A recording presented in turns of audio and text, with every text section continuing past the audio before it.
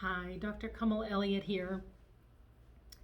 Data suggests that the number one concern of older adults is dementia. In fact, both of my parents are in their 80s, and we've had some family members that were impacted by dementia, so this is certainly not something I want for them.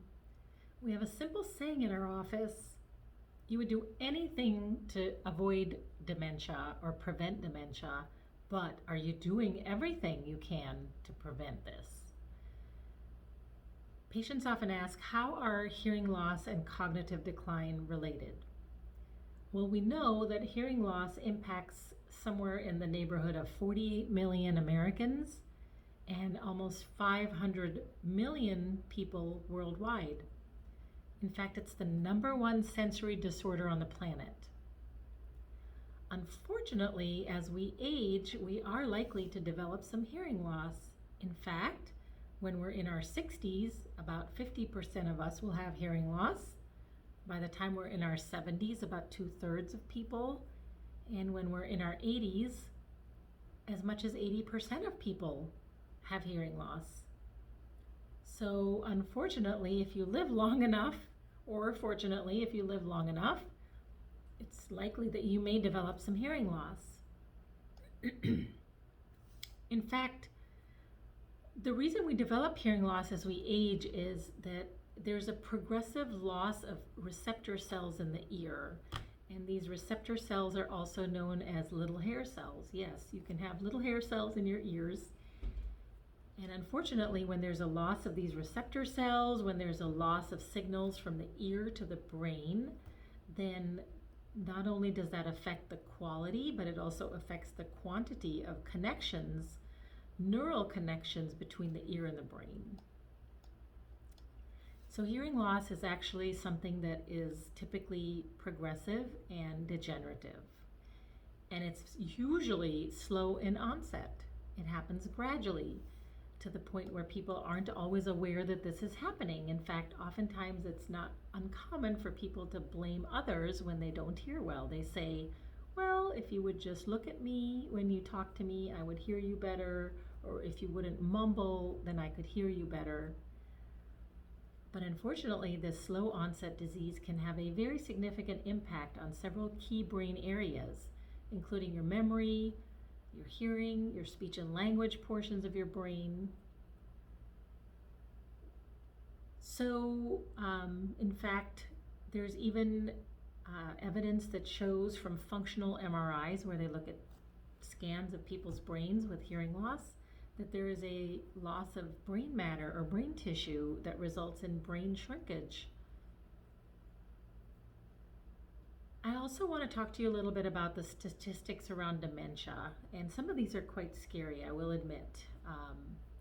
Every 3 to 4 seconds, another person is diagnosed with dementia, and the rates of dementia worldwide are estimated to triple in the next 30 years.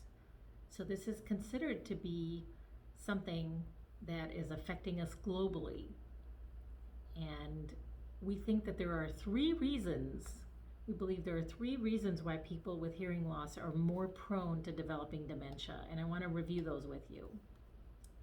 The first of those is that hearing loss increases social isolation.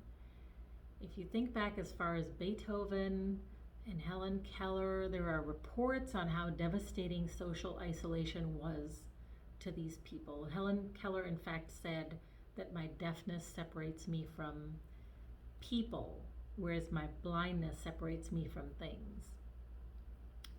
New reports suggest that people with hearing loss are even less likely to engage in physical activity. So social isolation, less exercise, these are things that are not good for the body or the brain. The next reason, the number 2 reason, as I mentioned earlier, is cerebral atrophy or shrinkage in the brain. When there is a degeneration in the neural system or the neural pathways from the ear to the brain, this causes a decrease in brain matter or a loss of brain volume, and this is a actual very common telltale sign of dementia. And unfortunately, studies report that hearing loss can also yield a global decrease in brain volume. In fact, we talk about this at some of our symposiums. We show functional MRIs of a normal brain versus a brain with hearing loss, and a normal brain versus a brain with dementia. And the brain with dementia and hearing loss look very similar. So the last reason is cognitive overload. And the simplest way to explain this is that hearing loss causes the brain to have to work harder. You tax the brain more. When you're not getting a clear message because of hearing loss, you have to fill in the blanks. You have to think harder about what you just heard. Hearing should typically be a very automatic process that requires very little effort. But when there's a breakdown in the system, a breakdown in the neural connections, then suddenly it becomes more difficult for the brain to receive the information and to hear clearly what's being said. People either hear the beginning or the ending of words. They might miss things when there's, background noise going on. That's really the most challenging situation when you have hearing loss. And so the neural system kind of crumbles like a cookie, and it just can't handle this. So patients just really have trouble processing and understanding the information when there's a breakdown in these neural connections. So by now, I hope you've seen this research for yourself. If you haven't, please ask us. We will be glad to share. Hopefully you've watched our entire symposium on this. I have some white papers I'm glad to share with you.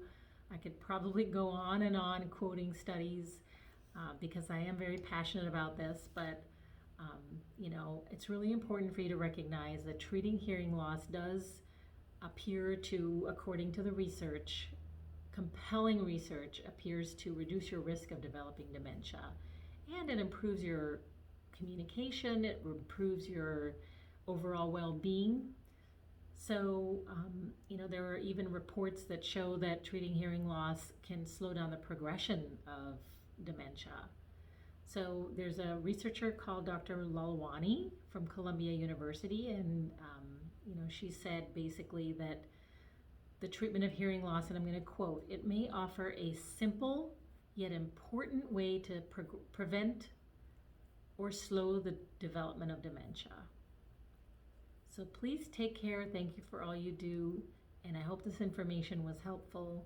Reach out if you have any questions, or we can provide you with any more information. Thank you.